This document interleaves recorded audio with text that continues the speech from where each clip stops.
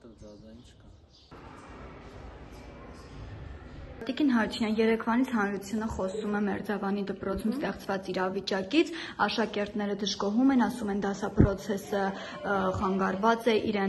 իրենց վիրավորվում է պատմության ուսուցչուհին,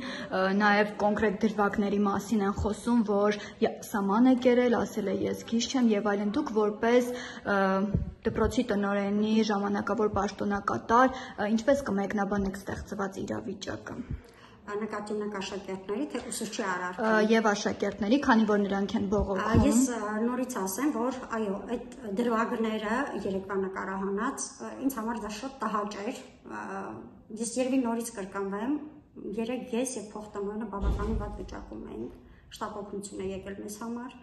Դա էր պատճառը, որ ես չեմ կարողացել դուրս գալ ու հասկանալ ինչ է կատարվում։ Օրվա վերջում արդեն 4 ժամ, 5 ժամից հետո մեր դպրոցը անցել է բնականon իր հունով աշխատանքի։ Դուք այսօր էլ եկաք, ականատես եղաք, որ դպրոցը բնականon աշխատանքի մեջ է։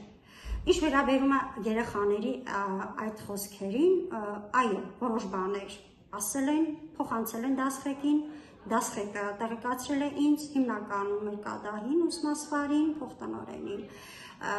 Փորձել ենք, որ արեք նման բան, մի արեք նման բաներ, այնպեսի բան, որ երեխաները ամեն դեպքում սովորեն այն, ինչ որ մենք պետք է տանք մեր սերնդին։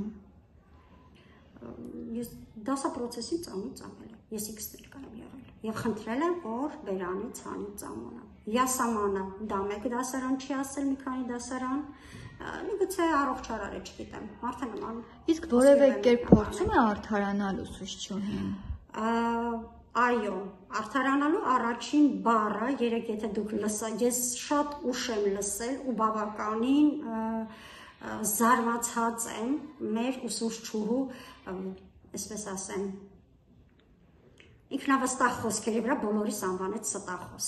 Ասում է զրպարտում են ինձ։ Այո, զրպարտելու ոչինչ չկա։ Այս ամենը սկսվել է դեռ շատ վաղուց։ Տիկին Դավթյանը ունի երկու նկատողություն, ինքը անընդհատ ասում էր, թողեք աշխատենք, տարին ավարտվի, ես դուրս կգամ, բայց ամենօրյա այս մղձավանջային այս իրավիճակում, դպրոցի քաոս վիճակում այլևս հնարավոր չէր։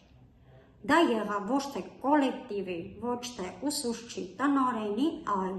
ծնողի հետ հանդիպումից հետո։ Երեկվա միջադեպը ունեցել է նախորդ օրվա միջադեպի շարունակություն։ Իսկ այժմ ինչպես եք պատրաստվում վարվել ուսուցչու հետ որպես ժամանակավոր պաշտոնակատար։ Երեք, գիտեք ինչ, օրվա վերջում տիկին Դավթյանը ինձ մոտեցել է, Միկեր Հարությունյան ջան է ասել։ Թող մեկնաբանեն մյուս ուսուցիչները, միգուցե բարի է ինքը, այո բարի է, բայց բոլորի ստախոս, բոլորի զրպարտելով, բոլորին վատաբանելով, դատարանի դռներ քաշ տալով, բասարկումներ, իմ ետևից հարված, չթվարկեմ, խնդրում եմ, չեմ ուզում հիմա նորից առանց այն էլ երեկվանից այս վիճակը դուք լավ գիտեք,